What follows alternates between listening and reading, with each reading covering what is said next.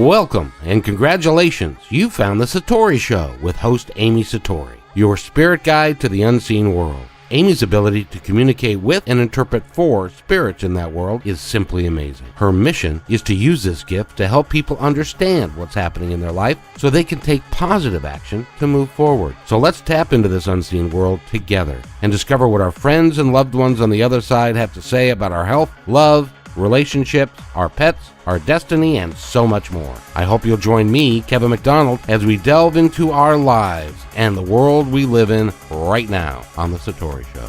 And welcome to the show, everybody. My name is Kevin McDonald, and you're listening to The Satori Show with your host, Amy Satori, who is with me right now, and I'm real excited for a couple of reasons. Number one, we have a new sound setup, and it's going to make Amy sound just like God. Amy, hi, how are you? I don't think that's possible, but it's a lot closer than you might think. I'm kind of louder in a way. No, you're louder in a big way. Maybe a little bit more silly too, I suppose. No. Yeah. When absolutely. I hear him in my head in a more subtle way, so not to minimize his power, obviously. What am I saying? I'm not exactly sure. But I just thought I'd throw that. I sound good. I'm glad to know I sound good. Yes, you not do. God, but good. Yes, you sound very good. And Amy, let's talk about today's topic a little bit because it's it's a topic that's really, really, really in the news right now with the Me Too movement, and people are starting to find their voice, find their power, and to come forward and talk about some of these relationships that go south and some of the abusive relationships that result. And in your world, you've talked to quite a few people that you know that have gone through a abusive relationship, either physically or emotionally, and it's a very important topic that we need to discuss thoroughly because it is a life-changing event, and it has happened to friends of yours, and it's happened to you as well. Tell me a little bit about the topic that we're going to discuss today, and who we have with us. Okay, we have Anna, which is not her real name, and we've both kind of shared similar experiences with each other, and I guess she's seen a lot of this too, with her, people she's dealt with. She is a professional energy worker and counsels a lot of people in this, and she's just very wise and mature and knows. I definitely agree with the way that she handles these situations. So I wanted to have her on as kind of confirmation and additional support for those trying to leave difficult relationships. So I know that it was really hard for me to leave. So you really do need help because it's very lonely. Describe that experience for you on what it was like to go through this stuff with this guy, and then the courage that it took you to leave. Boy, he knew just what to do and what to say to win me over. He really did, and then he just threw in little parts where he would try to control me. Things like we'd be out dancing and he'd tell me how uncomfortable that was for him because he could see the other guys looking at me, things like that. And I thought, part of me was just like, hey, cool, he's jealous, and that meant he had feelings for me. Then another thing would happen and like something would spill and he'd fly off the wall and I'd feel threatened. And I'd feel kind of scared and wonder why he overreacted so much to it. And then I was like, well, I've seen this off and on in my life before. It's like just somebody who gets upset at things. I can handle this. And then something else would happen, and then something else would happen. And in the meantime, he was doing everything that I'd ever wanted a guy to do. And it was like he read a book on what I wanted. And he supplied everything I wanted. And he listened carefully to everything I wanted and gave it to me. So I was pretty spoiled rotten. I had everything that I wanted, and I was treated like a total princess. I was treated very, very special. We had an incredible lifestyle, a lot of money. He took me out to nice dinners all the time.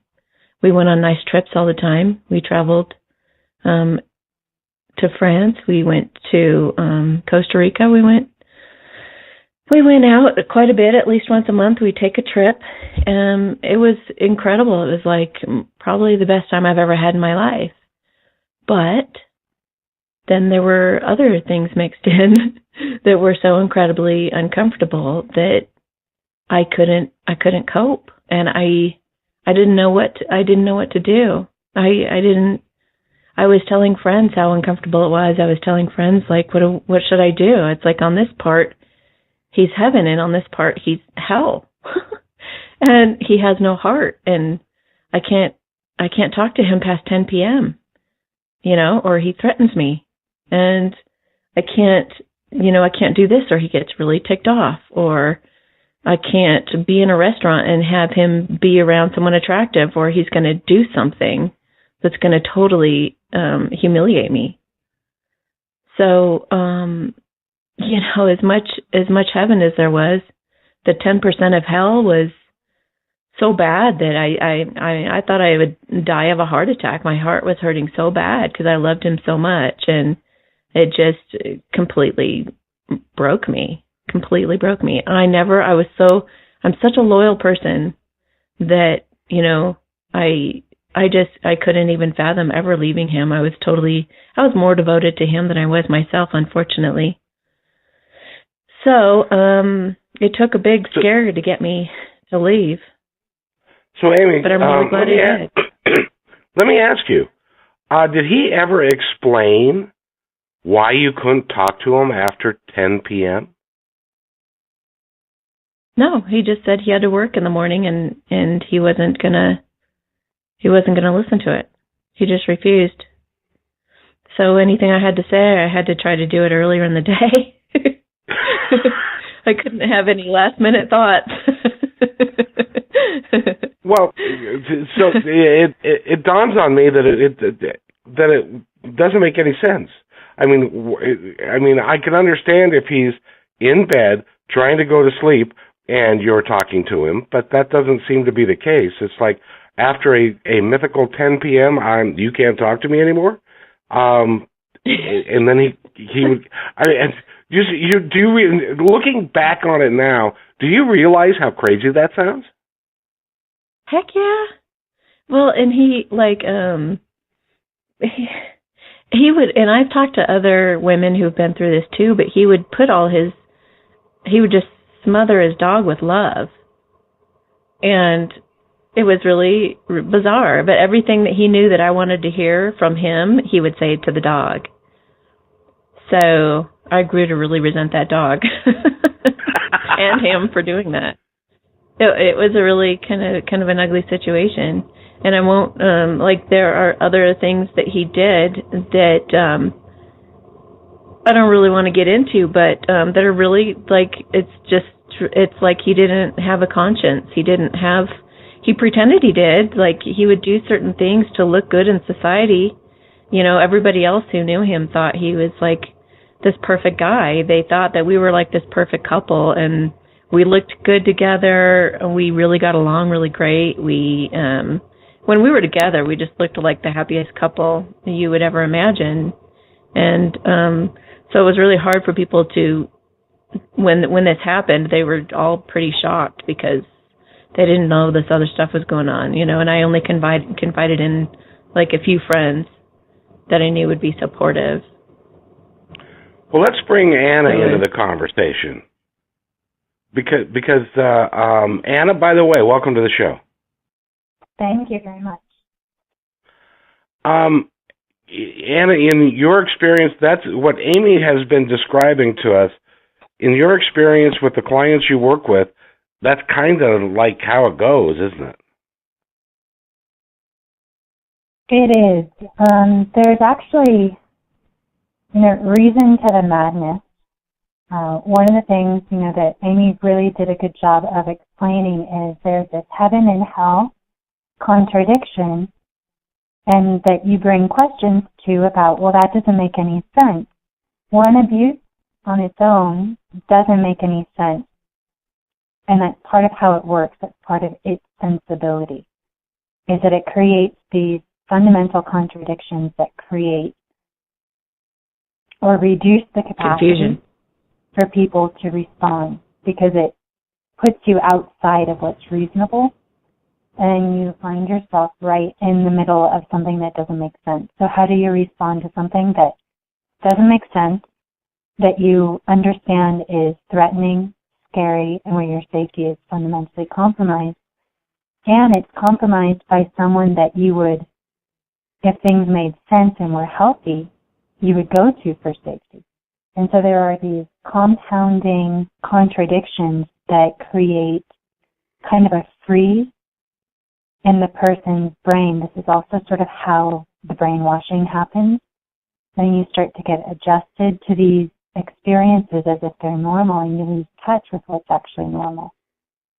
You lose touch emotionally, psychologically, in your body, socially. So there's a lot of different dynamics coming together that, on the one hand, absolutely don't make sense, and on the other hand, that's the sensibility of abuse, because it relies on things not to make sense. Now I have a question for both of you, because I really am honestly trying to understand the behavior that these people exhibit. And by the way, this can be both male and female. But the question I have for both of you is, do you think it was an intentional act on their part to control and to minimize and to abuse, or was it just that they had no control over their emotions and it was all just kind of happenstance? Which do you think it is? Do they know what they're doing? They absolutely do know what they're doing. Yeah, I agree. And it's absolutely very, and it's seen very clearly. One, everyone else, or nearly everyone else, is treated differently. They treat you differently based on whether or not there is an audience. Yeah, true. So they are very deliberate. There's no such thing as losing control. Losing control is an excuse to abuse control over another person. But it's a very mindful behavior, whether it's happening subconsciously in some ways or consciously. They're very much aware. I've seen it and experienced it personally, where in less than a blink of an eye, an entirely different person was present in front of me because someone knocked on the door. Yes. And then once that person goes away, they're right back to how they were before that audience showed up. So they're very mindful of who's around and what they're doing with respect to who's around and who's not around. Yeah, some people describe it as thinking that he was possessed, or this person was possessed momentarily, because they'll snap out of it and they'll act like, what? Like, what did I just do? Or, there's all kinds of tricks they pull, but or some of them just go back to normal right after, and they, it is like they just got possessed. You're right. So, they show what's socially acceptable to society, and then what's not socially acceptable, although we can question that because the vast majority of people seem to be nonplussed by abuse, that they're not personally experiencing. That takes us off into a different direction. But it's also one of the things that creates that freeze. Like, is this really happening? And then it starts to feed the doubt in the person receiving the unacceptable behavior, right? If I'm the only one doing it, maybe I'm doing something wrong to deserve this. If I'm the only one doing it, maybe it's not really happening. Maybe it's in my head.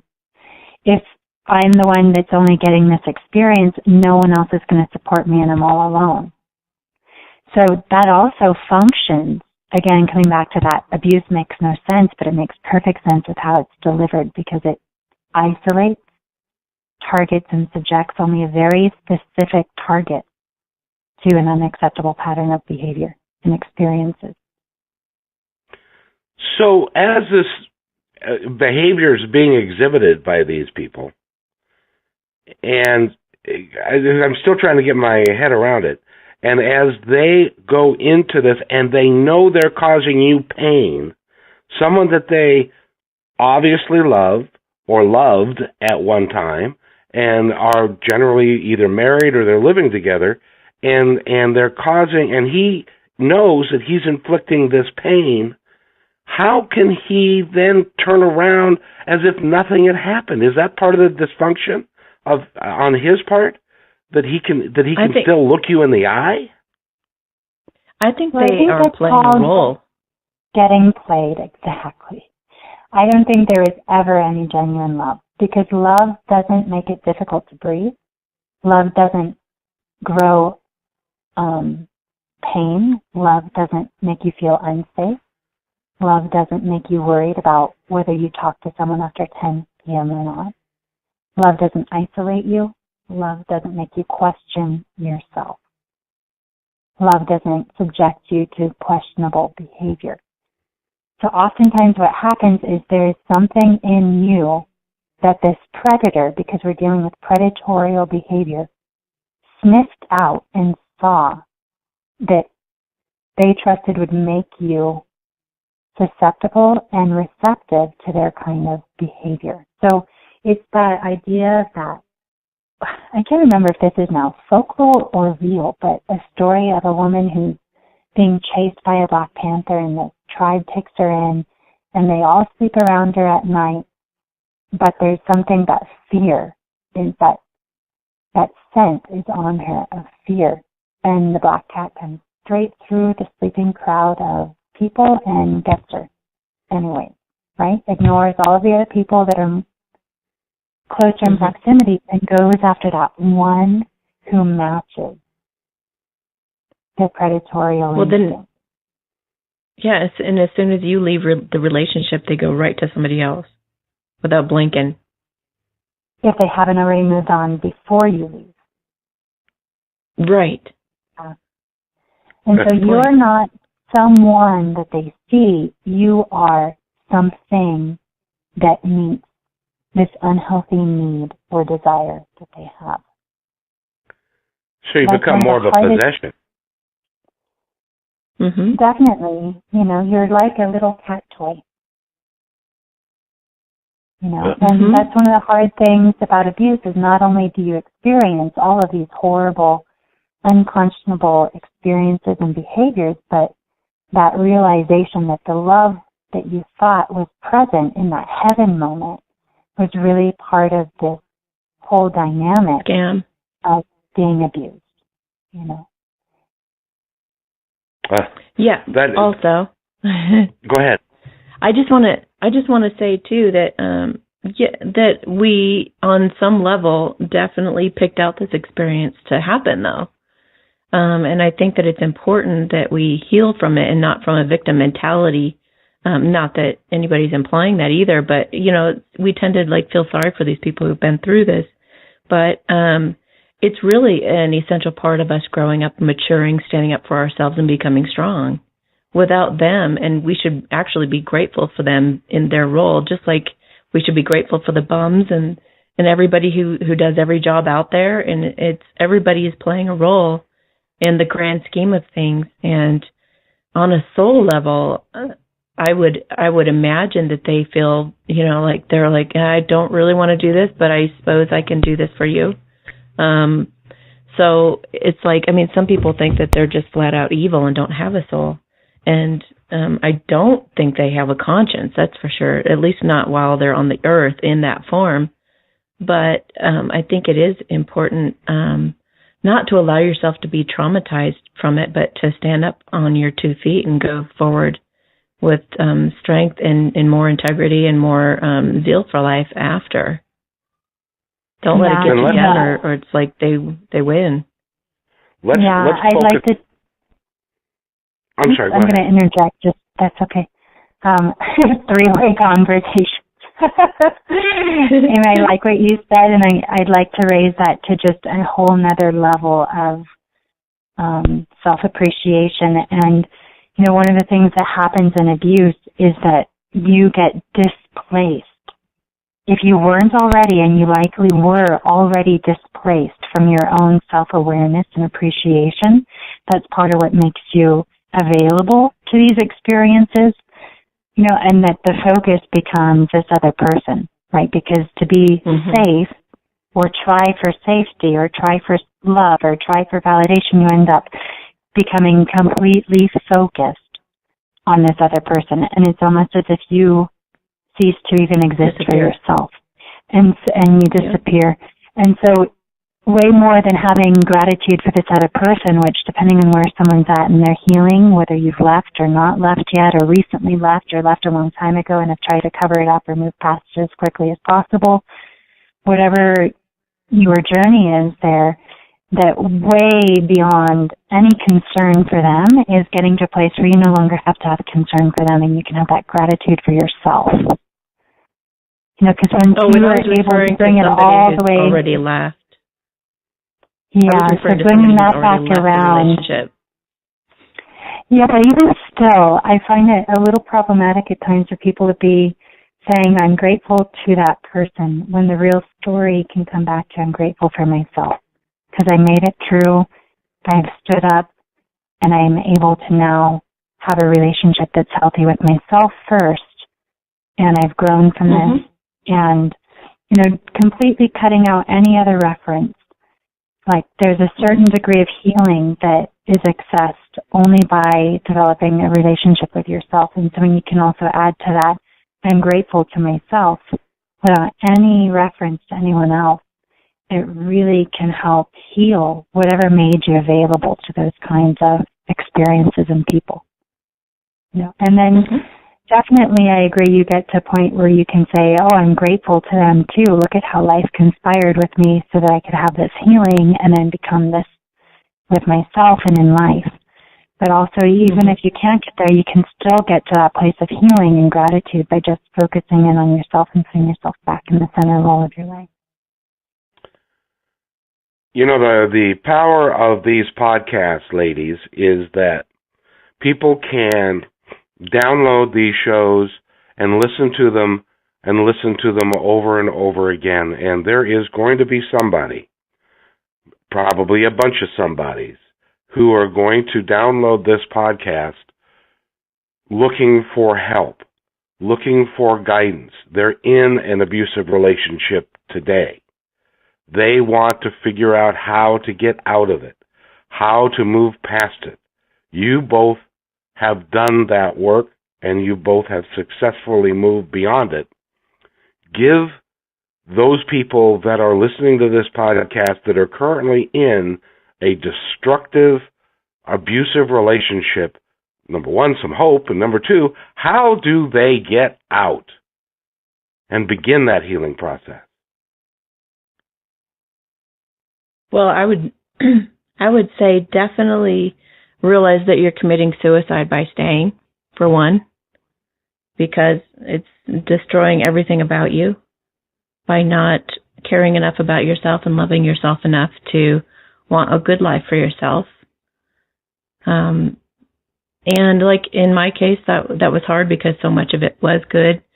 But ultimately, you know if it's unhealthy. You probably clicked on this podcast because you recognize that. So come up with a plan that makes you feel comfortable. Come up with some kind of a backup plan. Let your friends know what you're thinking of doing. Do something, get something lined up to where you feel like you're going to be okay. And leave. Get out of there. Don't give it any indications that you're going to leave either. I wouldn't. Yeah, Anna? Yeah, I believe statistically, the single most dangerous time in an abusive relationship is when you're going to leave. So think of yourself as the food source for this unhealthy addiction that this other person has, and you're about to take yourself away. And it can definitely escalate things to levels that maybe you haven't been able to accept might be possible. But again, you probably know, which is why your heart rate skyrockets, or your breathing goes shallow, or you silence yourself. You don't share what you want to share, or you share too much and know that you're giving away more and you won't get the validation or support, but you'll get ridiculed and put down again by this person. There are lots of ways that you yourself are telling you, as Amy just said, that you already know, right? That it's no accident you're on this line or listening to this podcast. One of the really common questions I get from friends and clients alike who have been in or still are in relationships that are not healthy or safe. There's a concern that they are wrong even more than when they got into the relationship, because now they know it's bad and they still can't get out. And I know, for me, I was in one where I knew from the beginning it was dangerous, so how do I get out? And I had different psychologists telling me the same thing, friends telling me the same thing. And it was this process of my own contradictions, of trying to make it work and trying to get out. Especially when you're dealing with someone who won't leave and won't stay away, right? That's another side. People often say, why won't you leave? Well, the fucker won't leave, and I own everything. Or the fucker has all the money, and I can't leave. I don't know what to do for myself. Or you've been so beaten down that now you don't really even realize you still deserve to have a life where you can wake up in peace and go to bed in peace. Live the day in peace and sleep through peace. And maybe you don't even know what peace could be because you're so far removed from that. So one answer that I have for that is you leave at the time that's right for your bigger life picture. So I know that at all of the different times when I tried to leave or did leave and I couldn't accomplish the staying away, I ended up having to move states and close my business, everything, just to get away. And it was really a choose to live or choose to die situation in that respect of this decision has to stick. I'm ready for it too, and I will make whatever changes I need to make it stick. But had I made any other effective separation, it wouldn't have been necessarily for me, in looking back already, as effective of a life change in leaving, had I been able to leave any earlier successfully. And so there's a lot of things that go in it, and one of the things to start to do is to start to cultivate your relationship with yourself. Whether you are ready to leave, you don't know if you're ready to leave, you have just left. A lot of people may not stay in your life when you leave. Think of yourself as an orchestra, and you're all tuned to one frequency, and you all have an instrument that you're playing, and you're ready, not just for a different instrument, you're ready for a different fucking orchestra because you're done with this. So the vast majority of people will likely stay in that orchestra because they're not having to make any changes that they're uncomfortable with. You leaving would likely require that they make changes that maybe they're not ready for in their growth or that they don't want. So developing a strong relationship with yourself and trusting yourself, those are two things that you really need to get back in place in your life for you to make a successful exit. If you need additional assistance, depending on who your partner is and what your situations are, as safely as you can, coordinate and network with people who are working in industries that help people leave abusive situations, where they might be able to provide you with safe lodging, help you plan the exit strategy, even more than friends, because the reality is no matter how good a friend you think you have, you don't know which way they're going to fall when you leave. And come back to that more neutral image of an orchestra.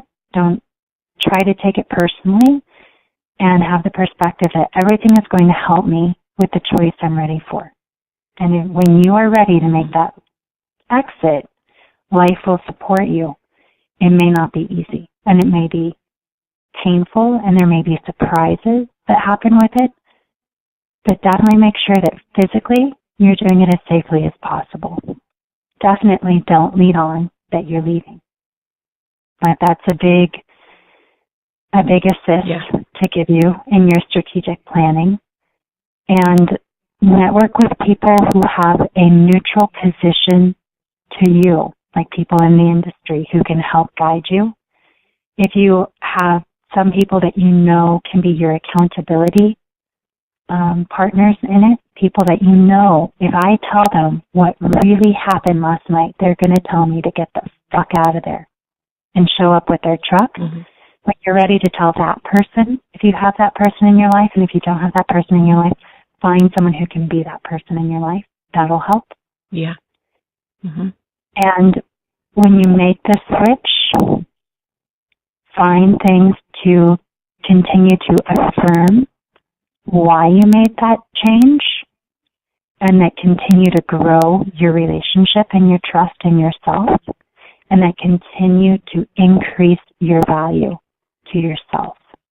Because all of those things have been eroded through abuse. That's part of the dynamic of abuse, is that you are getting pushed out of your life, you are reduced to non-existence and have no value, right? All of the aspects of abuse teach these things, and they rely on you taking them as true so that you stay in the abuse. So one of the gifts to come out of that is a very strong relationship with yourself, a very strong sense of being able to trust and rely on yourself. So all those things that abuse exploits negatively can be your greatest gifts when you're ready to make that change and turn them around to become your greatest strength. Boy, the way you're describing it. Oh, go ahead, Amy. Well, I didn't know how to do anything when I left. I didn't know how to grocery shop by myself. I didn't know how to pump my own gas.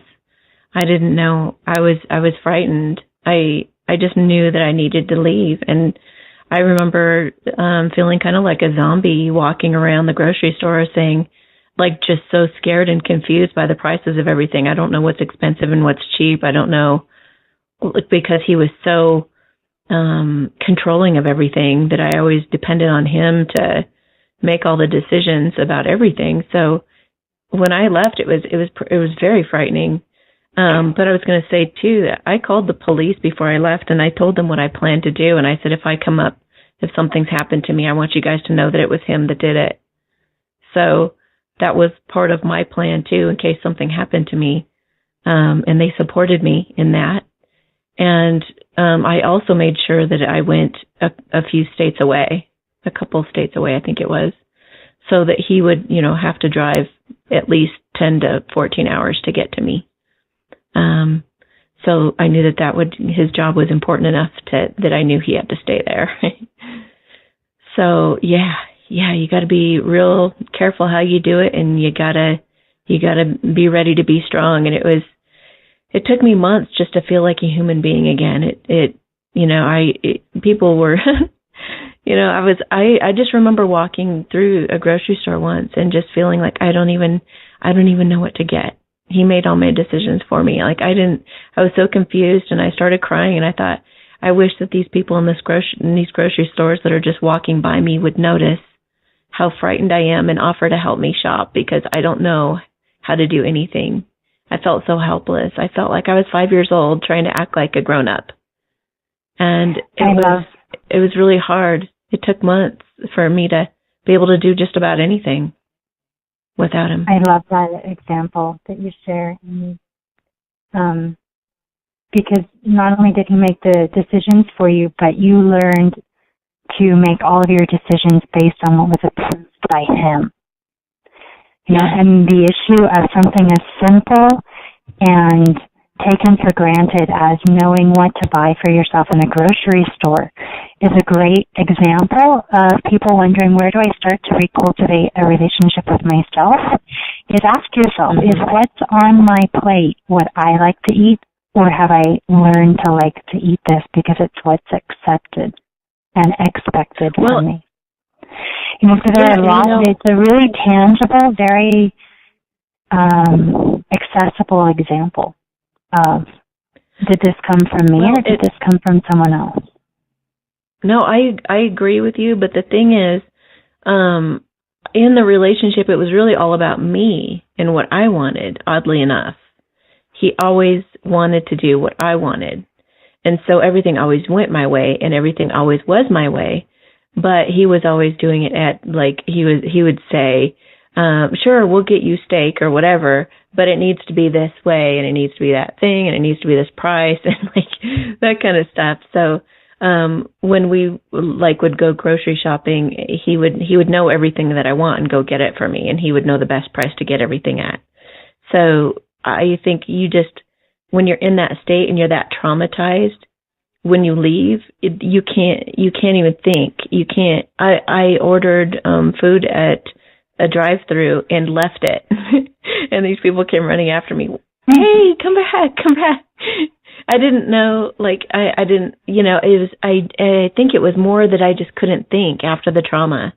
My brain wouldn't even work.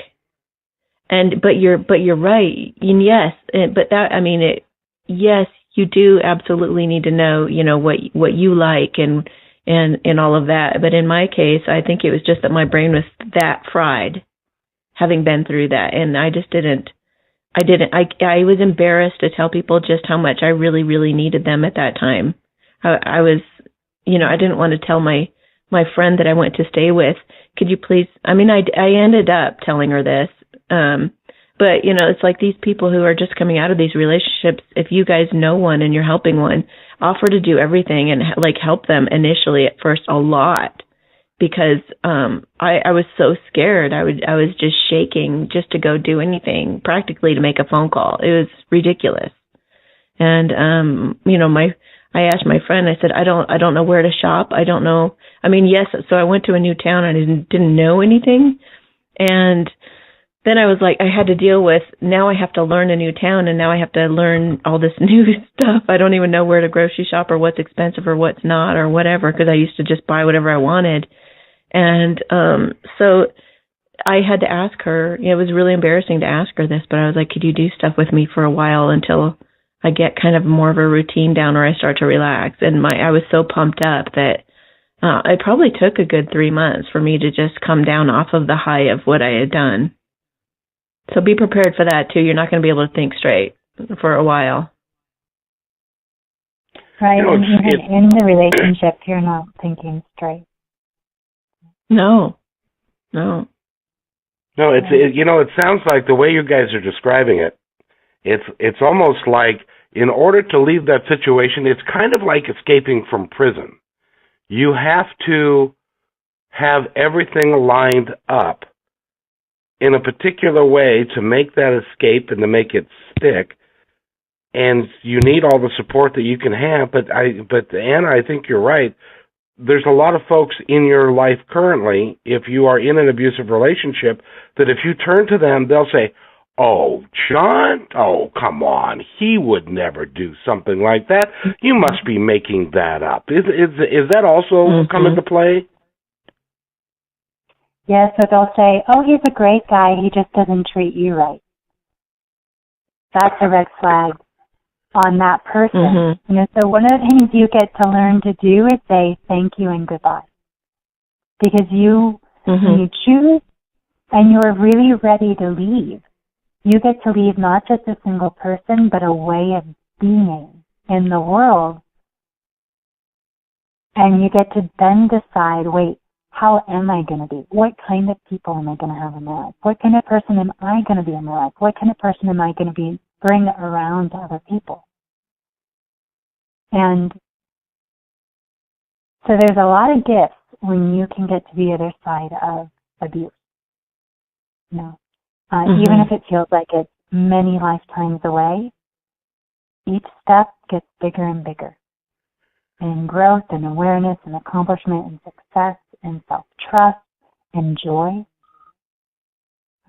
One of the things, too, that I was thinking about, Amy, when you were sharing about the grocery shopping and asking someone to help you, are really little tangible things that you can start to do to increase your self-care to help support yourself in releasing the trauma, so that you can start to come back to a balanced point. There are lots of holistic therapies that are available. Whether you meditate or not, breathing is absolutely necessary. It's going to help your mind come back to a resting point. It's going to help your body release the toxins and the trauma, because every scare, every fear, every shallow breath, every shock, every jolt, every single thing that didn't make sense, that humiliated you, that violated you, got stored somewhere in your being.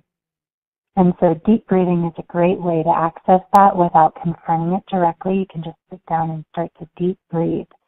Deep breathe is bringing it straight down, right above your pubic bone, and then out, nice and easy. And there's no other shoulds attached to that, no other obligations attached to that, just breathing. You can stand on the earth, bare feet on the earth. If you can make it into a holistic therapist of whatever kind, trust who you're guided to and work with them. You can also Reiki is incredible. Ankles. Yeah, you can also grab your ankles gently. So there are points right around the ankle bones that will help calm your energy if you just rest your hands there, or someone else rests their hands there. It'll help you do what's called bring you back into body. Right? So there are lots of different components to that, but that's a very easy one. You can do it before you go to bed. You can do it if you wake up in a nightmare state. You can do it when you wake up. And don't underestimate gratitude. Just find something each day. Start putting your focus out on something that's supportive, that reminds you of who you are, that helps you recultivate knowledge of who you are. Do you like looking at the clouds? Do you like evergreen trees or deciduous trees better? Do you really like bananas, or do they make you gag? And then what fruit do you like? How you found something that genuinely allows you to laugh that day, or at least smile.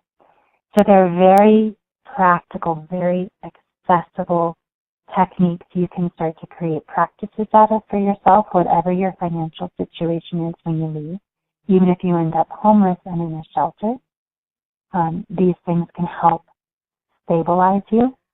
And then once you get a grip on how to pull in this runaway horse, you can start to learn to walk again, then trot again, then canter again.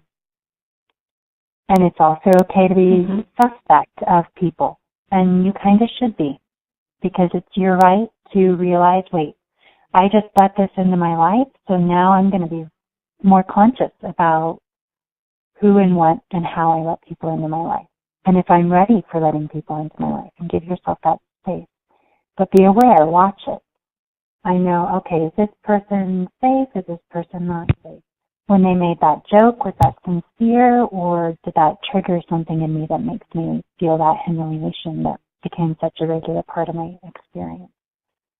So that's another part of leaving, is being ready with these very easy, very, very supportive and very, very effective tools to help yourself at different levels of your being adjust to coming out of trauma and moving back into life of health and safety. Now, I got a question for both people. Your intuition.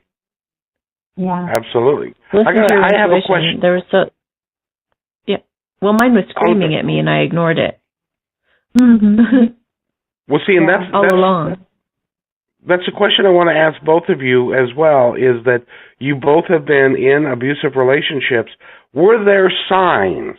Were there signs when you were getting into this relationship that in hindsight, after going through it, were there signs that you could have identified that if you knew what was ahead, that you could have said, nope, he's showing these signs, and I think I'll back away?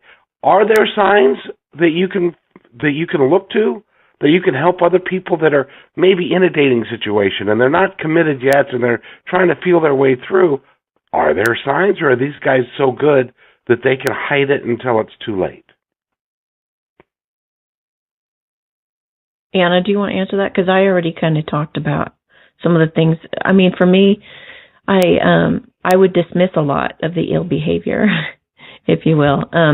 If they get angry at you over something really stupid, that's a huge red flag. If they're just if the way that they think logically about things doesn't seem kind, that's a huge red flag. If they are kind of mean or laugh at things that are kind of mean, like dogs or animals getting abused or hurt or something like that, like, don't dismiss that stuff. Don't think, wow, they're kind of this or that. Don't excuse it. If they're blatantly being obnoxiously flirtatious right in front of you and totally disrespecting you, get the heck out of there. What the heck are you doing there? So they need to at least care about your feelings. Yeah. One of the best things I've heard from a psychologist on this topic is that, and she was talking specifically about women, but I'm going to anticipate that it would be true for men as well, because both can experience abuse and both do, is that generally by the first or second encounter with someone, you know if something is off. So, for example, this last relationship, I knew on the second date, the hairs on my neck stood up and I wanted to run. And it wasn't anything out of the ordinary. We had shown up after a movie to a pizza parlor and he was pulling out my chair for me and I was sitting down, but something was off. And this really comes back to, do you trust yourself? What is your relationship with yourself? Because remember, predators don't go after people who are going to tell them, I don't think so. They're not even going to look at those people. Predators go after people who are already available to unhealthy treatment from another person. And you're available to it because there's already something vulnerable in you that will accept that kind of behavior, that won't get up and run away from the table, even if you can't logically justify it. Your whole body is screaming at you. And this counselor to me said, women are particularly bad at this. And when you hear someone or you hear yourself say, he's really nice, but if there is any but, that's when you don't go forward. But we often, out of fear of not being nice, or one of the things I realized I had to fix in myself was I accommodated other people's comforts and needs at the cost of my own. That was one of the things that made me available to this, is if you have a but that comes up, it doesn't matter what it is, trust yourself and give yourself permission to not accommodate that other person, to not continue through with the date, to get up and leave, even if you have to walk home or take an Uber, do it safely. But if you have to override anything that feels uncomfortable, and uncomfortable is another thing you have to ask, do you know what uncomfortable feels like, especially in the initial encounters with someone? So oftentimes we think, oh, I get butterflies, this is so exciting, your body's saying run the fuck away. It's not saying, oh, this person loves me and I feel safe, like I could crawl up into their cocoon and just slumber with them and have great intimacy and love and respect. It's saying, oh, something's making me uncomfortable. So at the beginning of relationships, too, it's really important that you have a good, solid sense of yourself, a good relationship with yourself, the willingness and ability to trust yourself and read your body's self-signaling. But if you get to a point where you say, he's nice, but don't go there. If you hear a girlfriend saying, he's nice, but say, why don't you stop at the but? And if you have butterflies, ask yourself, is this comfortable or is this actually uncomfortable? How does it feel to be around this person versus this other person? What's happening? Is my body quickening in its heart rate and its breathing because I'm nervous, or am I excited in a way that would be healthy and safe? So then it really comes down to how good of a relationship do you have with yourself? Mm-hmm. You know, That's really sound advice. And when you see people, you know, I love the example of flirting with other people in front of you, because that takes us into this whole other dynamic. We could do months of podcasts on called triangulation, when additional people are incorporated, whether knowingly or unknowingly, into accomplishing abuse. But one thing that gets often overlooked is this person overly nice with the wait staff? Maybe they're not quite flirty, but are they like best friendly with the wait staff? That's actually a signal of someone who is not necessarily going to be a safe person in a relationship. Mm-hmm. Mm-hmm. And then another really great piece of advice that I got from someone when I was going through my healing and clearing out trauma was, every time you yelled at him to get away, to stop it, please just love me. Why don't you love me? Get away from me. Stop hurting me. Stop it. Get out. Imagine if you were screaming at yourself. What would you do?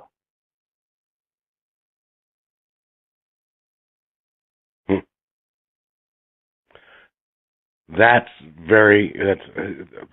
are some great tips, and I hope that anyone who's listening right now that is going through that, go find support, help other than necessarily close family and friends who can help you strategize on how to get out of that situation, or even before you even get into that situation, practice.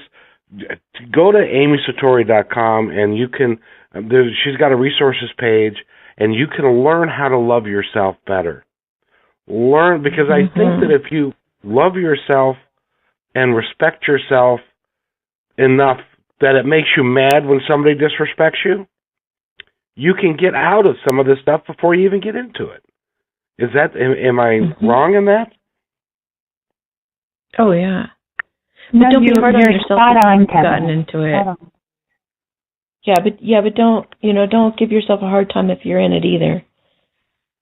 Because we're all learning. Yeah. You know, it's part of your process. Yeah, and it comes back to that. Maybe you're aware, but you're not ready yet.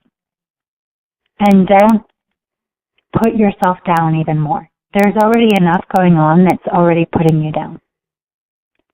So don't add to that. Don't participate in it from that point. So if you can even just say, I'm aware, but I'm not ready yet.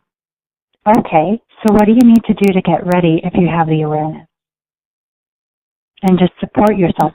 Again, come back to what's your self-love? What's your boundaries? What's acceptable behavior? What do you deserve as behavior towards yourself? How can you support yourself? How can you start to make these changes? It's interesting, Amy. I was thinking about, and it really is kind of a dysfunctional behavior on your former partner's part, that when you were dancing and he was dancing with you, he felt uncomfortable because other people were watching you, and he felt that was negative. Now, in my life, when I was married to my wife and we would go dancing, she was a very good dancer as well. And I saw guys looking at her dance and smiling, and I was actually proud that they were looking at her and dancing because she had some really good skills. So it's just weird that it becomes a jealousy thing, and it's a bad thing. And these people, and clearly these people that are abusers need assistance and they need help, but let them get that help after you get the hell away from them. Yeah, and a lot of them have really had traumatic experiences in their own lives when they were really young, unfortunately. So they end up being like that. I've talked to several people who feel like their people had been even, abused, sexually abused by their mothers when they were little, whether they know it or not.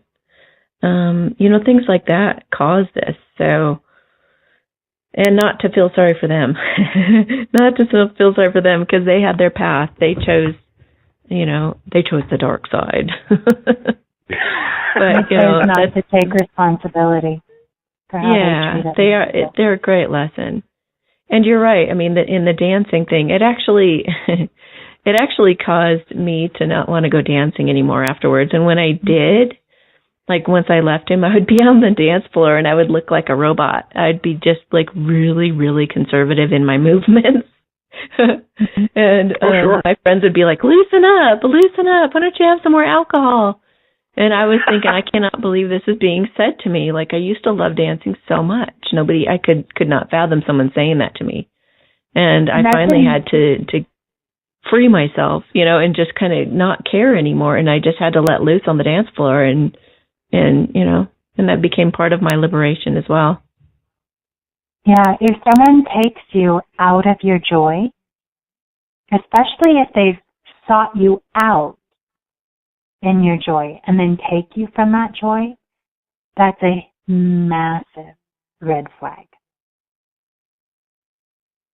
Oh, yeah. Exactly. Massive red. And here's another thing is, 2 years after an encounter with someone who sought me out, I initially wouldn't give them my phone number. Something in my stomach said no. I had never told someone no before because I was the nice girl, right? And long story, very short, this person went to great extent to find out where I went, who I went with, started befriending those people, started showing up where I was. Interestingly enough, it was a dance life that I had as well. And then kept doing that until they were showing up at the home where I lived.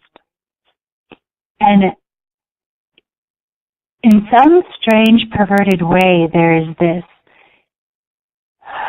perception that means you're highly desired. This person really likes you. They really want to get close to you. Mm-hmm. They're going out their way to hunt you down. And it's not a safe behavior. And in talking with the police and sheriffs and people in women's shelters, organizations, and psychologists, that legally is called stalking. So also be sure to question the type of pursuit that you're experiencing from another person if they're going out of their way to hunt you down. And then if they show up where you go, and then all of a sudden they want to take you out of where you go, put the stoppers on. And run. And run. Mm-hmm. And that's actually a very good time to get help from third parties or notify the police or something and just say, I go dancing every Tuesday and I told this person I won't give them my phone number, and now all of a sudden they show up every Tuesday and they want to dance with me. Other guys now won't dance with me because they see me dancing with him, and they never stopped dancing with me because I had, 10 different people I would dance with because we're all kind of like buddy friends out there. And now the person is even showing up at my home because I go everywhere they see people that I dance with going, which eventually got them to my home. That's a perfect time to actually get assistance and communicate and share and get validation, get confirmation, get feedback from people who are savvy about things like this. Instead of at the very end, which is also good, but that can save you a whole trip if you're ready to declare your worth and protect yourself. So to make the case even more, from the male point of view, if there's a guy that is stalking you, and say you're like you were describing going dancing, and he comes every Tuesday when he knows you're going to be there, and so forth, and then he shows up at your house, the first thing that I would say is, don't ever come to my house again. If you do, I'm calling the police. And then if he shows up at the house again, that's not a good place to be. That's a very good observation. But the trick here, the sneaky part is they came in the cloak of people that I regularly socialized with. So they didn't just come directly for me. They came for me through and under and in the cloak of other people.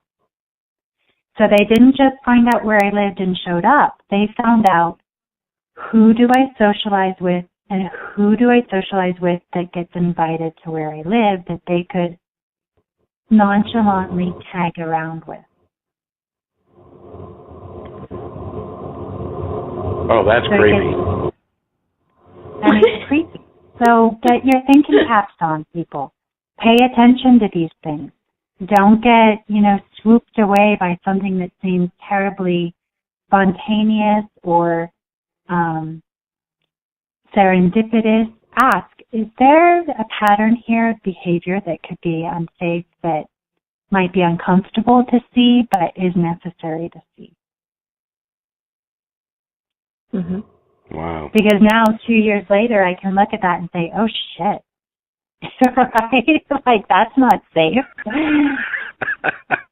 But then my gift, my work is, all right, well, now that I can see it, I'm always going to see that. My gift is growing in that discernment. Yeah, and that's the part about listening to your intuition too, because there are people who are innocently, they might be a little shy and they like this girl, so they keep showing up because they know she goes to salsa every Monday or whatever it is. So there are some people who are just trying to kind of warm up to having a conversation with her. So, just use your intuition and use your discernment. Yeah.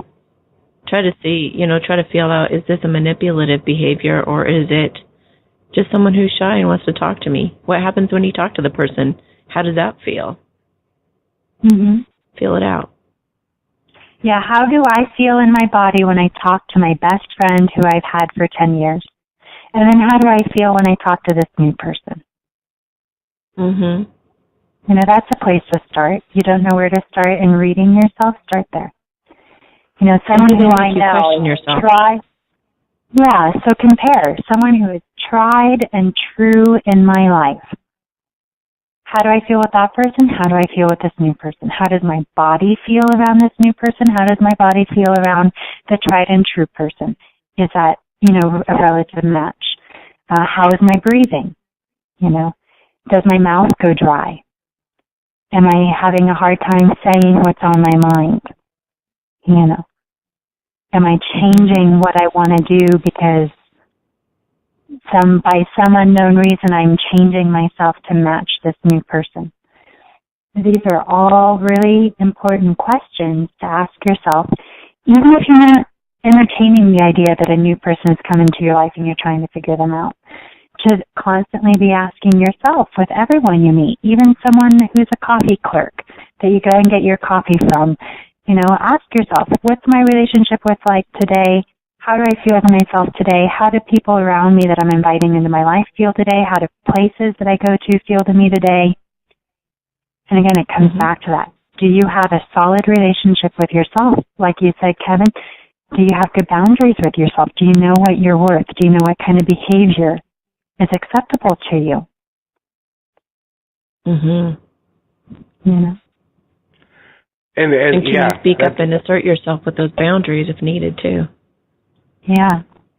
I think that's one of the biggest keys is, and you said it yourself, Anna, is that women are brought up to please. They're not supposed to say no. They're supposed to be congenial. They're supposed to be nice and loving and forgiving and to make allowances for bad behavior of men in their lives because they've had to deal with it their whole life. And to stand up to that and to stand in your own power and say, no, I'm equal. I don't deserve to be treated this way. Get out is hard. Right. And then a lot of us are raised around unhealthy boundaries, unhealthy relationships. Many of us don't have models that we can model after. So what are your choices there? Well, go get education. Go find people who you think have healthy relationships and ask them, what's a healthy boundary? How do you feel around your partner? You know, and then start. It's like putting yourself through school. Go ask. You know, if you don't know, go ask. Yeah, I went through a period after that situation where I was asking everybody who had a long-term relationship, how did you do that? How did you do that? Yeah. And it was really neat. It was really neat to discover. Yeah, well, and awesome. that takes a lot of courage too. And just the last thing that I'd like to share is whether you're in a relationship, you're trying to get out of a relationship, you're witnessing someone in a relationship, however much power and courage you feel you've lost, know it's still all there and then some. Because when you can turn it around, you're going to go, wow, am I strong? That's awesome. Well, ladies, this has been a extraordinary topic. By the way, you're listening to the Satori Show with your host, Amy Satori. And go to her website, which is www.amysatori.com. She's got a resources page that can help you stand in your own power. She's got exercises that you can do. Or, you know, talk to the real deal herself and book a session with Amy, and she can help you with a lot of the things that are going on in your world, that she can help you do a better job for yourself, of standing in your power, of being a powerful being, which is what you are. You just forgot it for a little bit. So just remember that. Go to www.amysatori.com. Ladies, it's been an extraordinary pleasure for me to be part of this today. You guys have been through a lot. You've come through the other side, and you're both very powerful beings, and I want to thank you both. Anna, do you have any last thoughts before we go? Thank you for your time, Kevin, and you too, Amy. Thank you for being on. Lots of love, and lots of love to all of you out there who are struggling with this. There is another life for you. You know, and also I heard a story of, you know, so many people don't want to leave because of the money. And that's just really sad. You don't need his money. You just get the heck out of there. Save your life and start from scratch and start again. It's going to be worth your integrity. That money is dirty, you know. Just do for you. I knew this woman who really inspired me. She said she left her situation with 25 cents. And now she's got a lot of money. She's a very wealthy woman, and she did it on her own. And she proved that she could do that for herself. So don't let money or, you know, a business opportunity or anything don't let anything be an excuse. Kids, you think kids are happy in that situation? Heck no. And at this time, honestly, the karmic relationships are breaking up and the soulmates and twin flames are coming together. So you getting out of there is going to be very beneficial for you if you start loving the heck out of yourself and getting yourself back on your feet again. So do it. Do it at this time. It's a very auspicious time for that. And one last thing, you touched on children, and I would like to continue that. Just touch on it briefly, and that is this: if you have children in your house and you are being abused, they are seeing it. Whether you know that they're seeing it or not, they are seeing it. For their welfare and for their future of their future mates, you need to break that, what I call the 7-generation cycle. It goes from generation to generation, this abuse. Goes from father to son to son. And you need to break that cycle so that these people can get out of those situations. So take your kids with you, get out of the situation, do whatever you have to do that, and then get the kids help so that they can break that cycle and don't become abusers themselves. Ladies, you concur with that. Absolutely. Yeah, the kids are going to be so much happier either when you start stepping into your power and they can see the strength that you redevelop again, like weightlifting, you're a little weakling when you leave with them, but you'll get stronger and stronger as you go, and they're going to be able to see that resilience and develop that resilience within themselves. And then also, if you find that awesome person for you, then you're going to bring a bunch of, laughter and a healthy relationship into the mix, which will be so much more beneficial for them. Mm-hmm. Yeah. Absolutely. So with that, ladies, I'd like to thank both of you for your time today. Amy and I will be back next time on the Satori Show. Please take this podcast, download it, share it with your friends. Share it with somebody who may be in this situation, who needs support.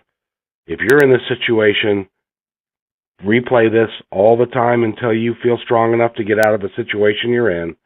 We appreciate you. We love you. Do something nice for yourself today. Be special. Remember, your heart is free. Have the courage to follow it.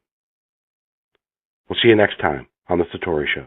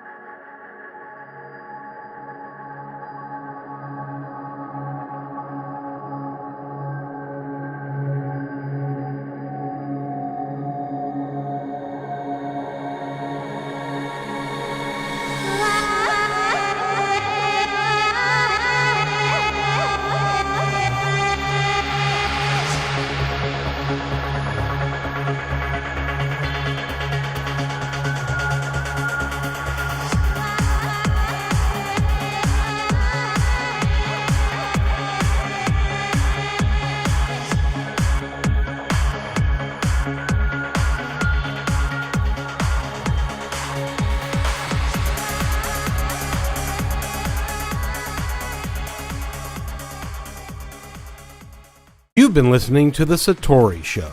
Please visit Amy's website, www.amysatori.com, to find out more about this incredible talent. The views expressed during this podcast are those of the hosts, guests, and callers, and are not necessarily those of management or the owners of this podcast. What you need to know is that Amy is a wonderful teacher, guide, and communicator for the unseen world. What she does not pretend to be is a doctor, fortune teller, seer of world events, or predictor of what is to come. What Amy presents is real, based on her understanding of the world and communication with that unseen world. As always, you're free to decide for yourself as to what to believe. Regardless, we love and accept you completely just as you are. And thanks again for listening to The Satori Show.